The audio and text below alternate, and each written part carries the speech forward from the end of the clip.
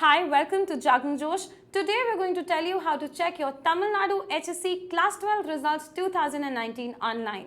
So we'll be giving you step-wise instructions on how to check your results online, but before we get to it, let's go through some key facts and figures. So the HSC Class 12 exam was held from 1st to 19th March 2019.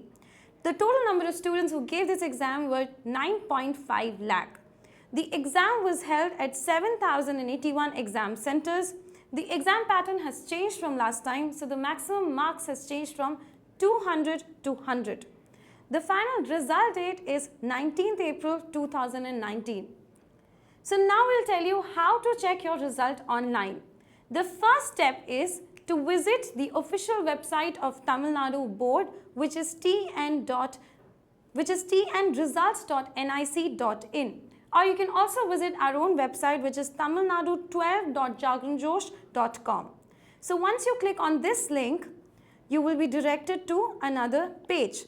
So step 2 is clicking on this direct link which reads HSC March 2019 results, which will take you to your result page. So once you click on this link, you will get this on your landing screen where you have to enter your registration number. So once suppose you enter your registration number, then you have to enter your date of birth and then you click on get marks.